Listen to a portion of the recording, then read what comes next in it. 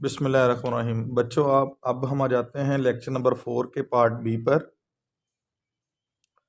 अब part B में बेटा हम 6 क्वेश्चन नंबर 6 से आगे जो क्वेश्चंस रहते हैं उनको सॉल्व करते हैं। तो क्वेश्चन नंबर 6 की स्टेटमेंट बेटे आपके सामने लिखी है, मैंने वो लिखी हुई है integration sine a plus B into x d x. अब बेटे इसको सॉल्व करना है, लेकिन उससे पहले ये छोटा सा कॉन्सेप्ट देख लीजिए कि अगर आपसे कहा जाए कि आप डेरिवेटिव लो कॉज का, तो कॉस का डेरिवेटिव क्या लिखते थे? Minus sine x. इसी तरह यहीं से बेटा अगर हम साइन की इंटीग्रेशन निकालें तो साइन की इंटीग्रेशन क्या होगी वो देखते हैं। तो सबसे पहले बेटा हम डी कॉस एक्स को यहाँ रहने देते हैं, जबकि डी एक्स को उधर ले जाकर मल्टीप्लाई कर देते हैं।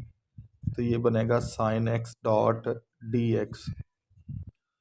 अब नेक्स्ट स्टेप में बेटे ये जो माइनस लिखा हुआ है इस माइनस को इधर शिफ्ट कर दें, माइनस कॉस के साथ आ गया, जबकि जो डी इधर मल्टीप्लाई कर रहा है उसको इधर लाकर डिवाइड कर दे तो 1/d sine x d x हो गया। अब वो जो 1/d है बेटा ये एंटी डेरिवेटिव हो गया, जिसको हम इंटीग्रेशन कह देंगे। तो साइन की इंटीग्रेशन बेटे हमारे पास क्या हो जाएगी? साइन की इंटीग्रेशन हमारे पास माइनस कॉस हो जाएगी। तो बेटे ये कॉन्सेप्ट जहन में रखिएगा, एक मरतबा दोबारा रिपीट किए देता हूँ ताकि तमाम बच्चों के जहन में आ जाए। अगर आपसे कहा जाए डेरिवेटिव कॉस का लो तो वो माइनस साइन बनता है, डी एक्स को उधर जाकर मल्टीप्लाई करते हैं, डी इधर मल्टीप्लाई कर रहा है इधर ला के डिवाइड करते हैं, जो साइन के साथ माइनस था उसको बेटा कॉस के साइड पर शिफ्ट करते हैं। तो 1/d बेटा क्या हो जाएगा? Integration sine x d x हो जाएगा। अब इस रूल के मुताबिक बेटा हम इसकी इंटीग्रेशन करते हैं, तो साइन की इंटीग्रेशन क्या होगी? माइनस कॉस, आगे एंगल एज इट इज़ आएगा, किसी किस्म का चेंज नहीं होगा, जबकि फर्दर डेरिवेटिव एंगल का। अब यहाँ पर ये भी ध्यान में रखें कि एंगल हमारे पास क्या है? एंगल है हमारे पास a plus B into X. अब बेटे अगर हम इसका डेरिवेटिव लेंगे तो a प्लस बी क्या चीज़ है बेटा? कांस्टेंट है, ये एज इट इज़ रहेगा, जबकि x का डेरिवेटिव क्या होता है? 1 होता है। आगे हम फर्दर एंगल का डेरिवेटिव जो a प्लस बी होता है इसको बेटे हम बटे में राइट कर देंगे, प्लस सी बेटे ये इसका आंसर हो। नहायत आसान है। आप लोगों ने बेटा साइन की इंटीग्रेशन की, आगे फर्दर एंगल का डेरिवेटिव नीचे लिखा, एक्स का डेरिवेटिव 1 होता है, a प्लस बी इसमें कांस्टेंट है। अब बेटे नेक्स्ट क्वेश्चन है जी हमारा क्वेश्चन नंबर 7 की जरा स्टेटमेंट देखिए। 7 की स्टेटमेंट है बेटा हमारे पास integration under root 1 minus cos 2x dx। अब बेटे यहाँ पे फार्मूला जहन में रखिएगा, फार्मूला हमारे पास होता है 1 माइनस कॉस 2x। ये बेटा हम लोग फर्स्ट ईयर में चैप्टर 10 के अंदर पढ़ के आए हुए हैं। तो हमारे पास फार्मूला है 1 माइनस कॉस 2x, ये इक्वल होता है बेटा 2 साइन स्क्वायर एक्स। ये किसके बराबर होगा? 2 साइन स्क्वायर एक्स के। ये बेटे फार्मूला आप लोग जहन में रखिएगा। अब इस फार्मूले के मुताबिक 1 माइनस कॉस 2x की जगह उसकी कीमत को पुट कर दें। जैसे वैल्यू पुट करेंगे तो ये बनेगा integration under root 2 sine square X dx। अब बेटे जो अंडर रूट 2 है इसको बेटा अलहदा कर दें, जबकि साइन के ऊपर जो स्क्वायर था वो अंडर रूट से कट के यहाँ साइन एक्स सिंपल अलहदा हो गया। अब बेटे जो अंडर रूट 2 है ये कांस्टेंट है, ये बाहर आ गया, जबकि यहाँ पर इंटीग्रेशन साइन एक्स की रह गई। अब बेटे अगर आप साइन की इंटीग्रेशन करते हैं तो अभी ऊपर करके हैं, साइन की इंटीग्रेशन क्या होती है बेटे? माइनस कॉस होती है।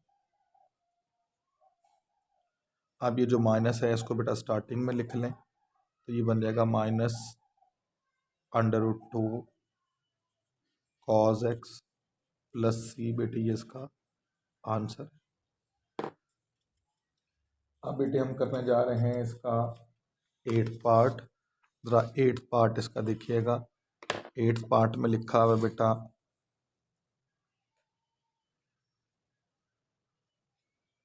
8th पार्ट में लिखा हुआ है इंटीग्रेशन नेचुरल लॉग एक्स की पावर 1 डॉट 1/x dx। अब बेटे पावर रूल जहन में लेकर आए तो पावर रूल में मैंने आपको क्या बताया था, सबसे पहले पावर -1 नहीं होनी चाहिए। नंबर 2, बेस का आगे डेरिवेटिव भी एग्जिस्ट करे तब पावर रूल लगता। अब पावर रूल लगा दीजिए इसके ऊपर, तो पावर रूल के मुताबिक ये क्या बन जाएगा, ये बनेगा 1+1/1+1 + c। बेटे ये इसका आंसर है। अच्छा बेटा, इससे रिलेटेड एक MCQ भी 12 मरतबा पेपर में आया हुआ है, वो MCQ भी देख लें। MCQ क्या है बेटा? MCQ है कि अगर आपसे कहा जाए कि इंटीग्रेशन f(x) डॉट इसी का आगे डेरिवेटिव मौजूद हो तो ये बेटे किसके इक्वल होगा। ये 12 पेपर में आया हुआ है बेटा।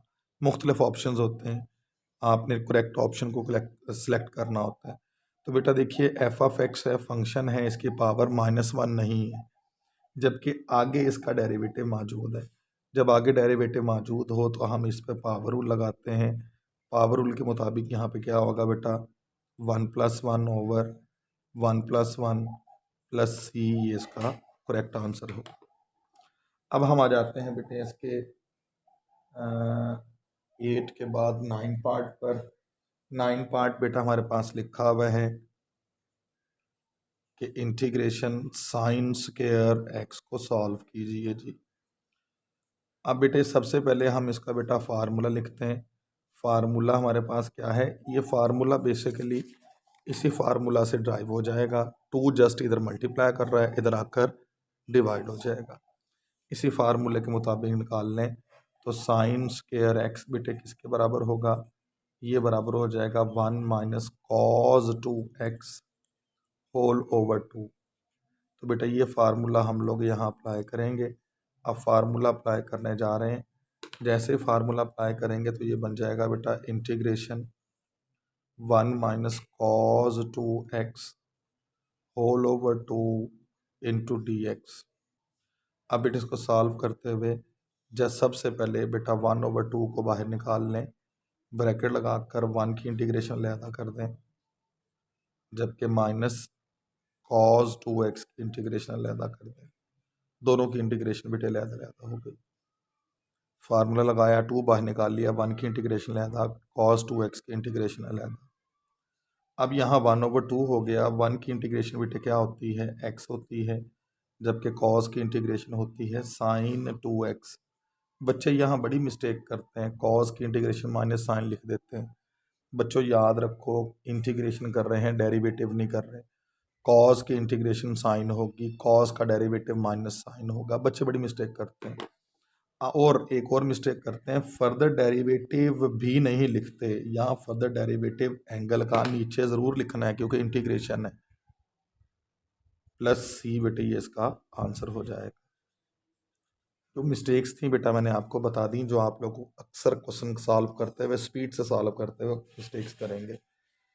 अब बेटे नेक्स्ट हमारा आ जाता है इसका हम लोगों ने बेटा नेक्स्ट करना है जी 10 पार्ट। 10 पार्ट देखिएगा बट 10th पार्ट कैसे सॉल्व होता है। 10th पार्ट में लिखा हुआ है इंटीग्रेशन 1/1 + cos x dx।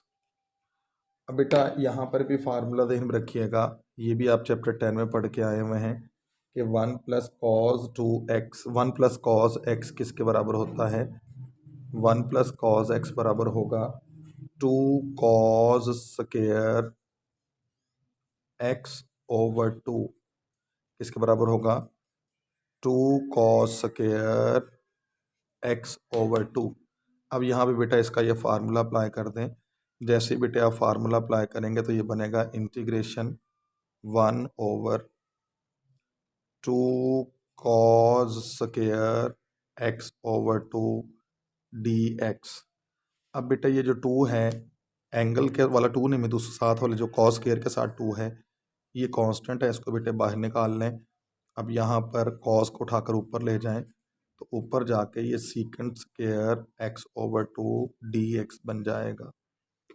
अब बेटे यहाँ पर हिंट ले लीजिए। हिंट क्या है कि अगर आपसे कहा जाता कि आप डेरिवेटिव निकालो tan का, तो बेटे आप tan का डेरिवेटिव क्या निकालते थे? tan का डेरिवेटिव होता था सीकेंट स्क्वायर x।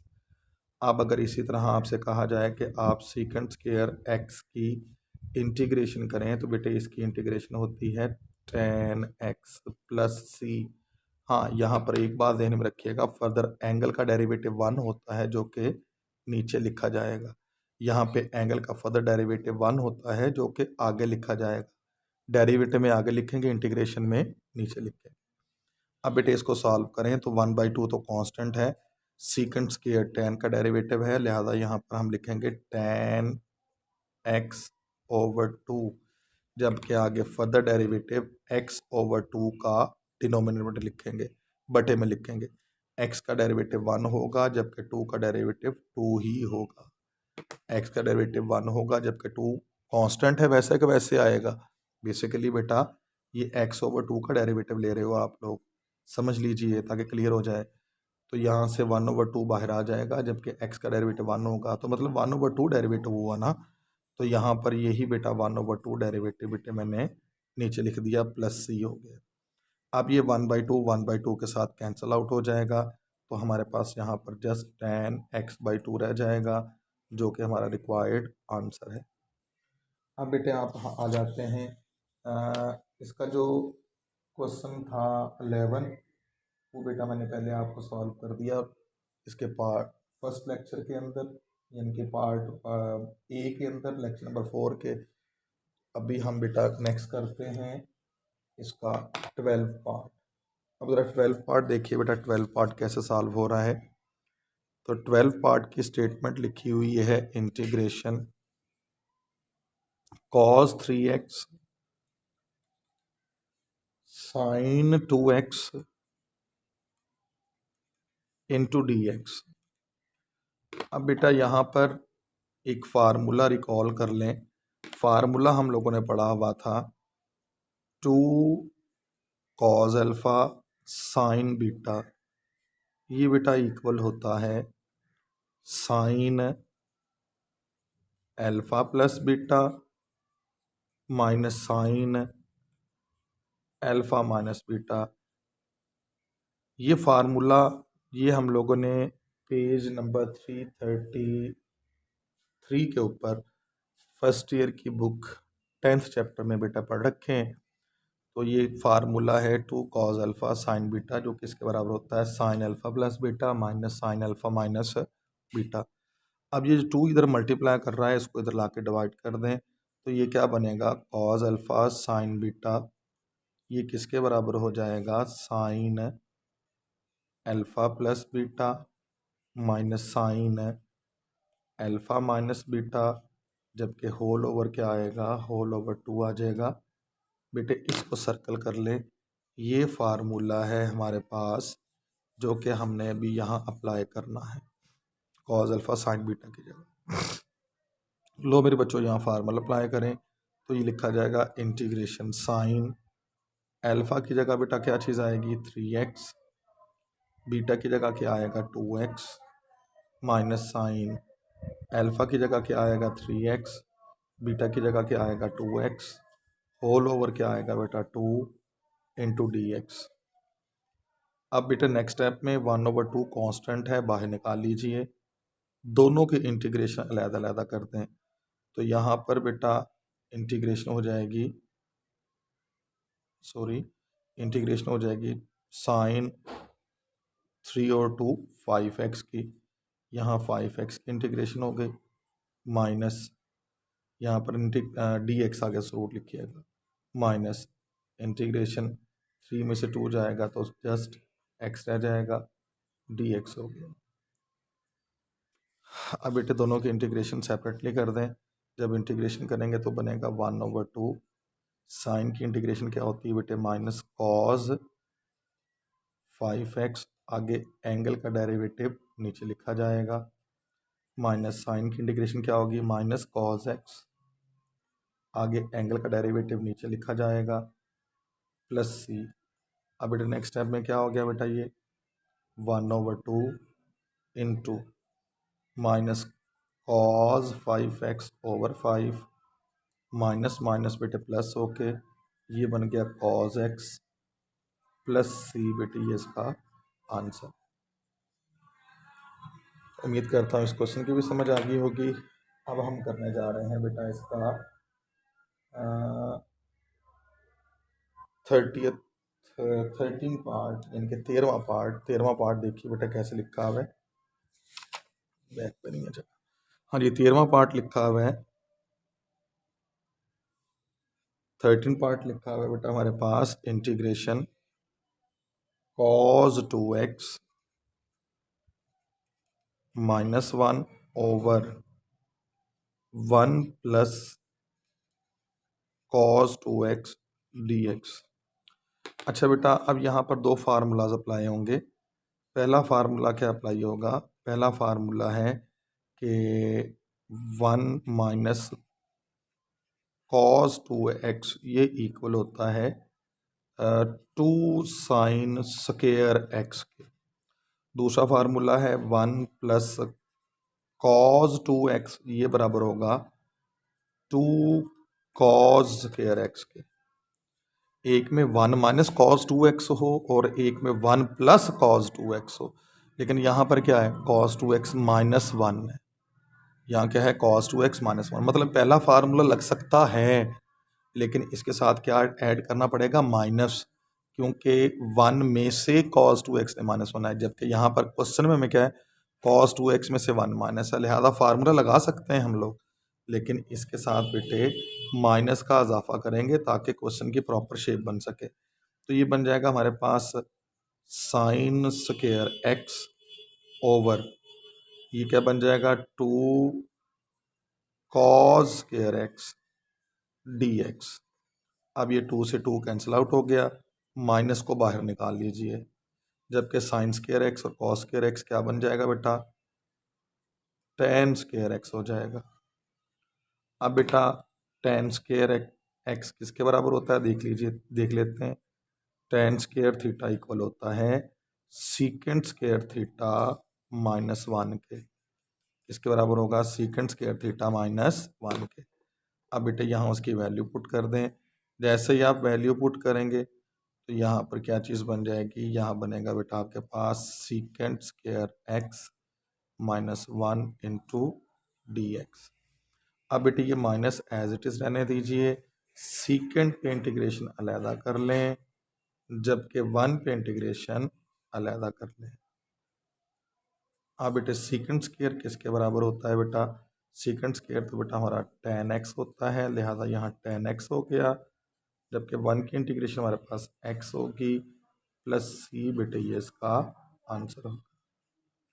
अब जो इसका लास्ट क्वेश्चन है बेटा वो tan square x, last question देख लीजिए, लास्ट का हिंट दे देता हूँ। लास्ट में हमारे पास क्वेश्चन है जी tan स्क्वायर x, टेंथ नहीं ये इसका बनता है 14 पार्ट, 14 पार्ट में लिखा हुआ है integration tan square x dx। तो बेटा जिसको मैं सर्कल कर रहा हूँ ये इसका आंसर है, देख लीजिए।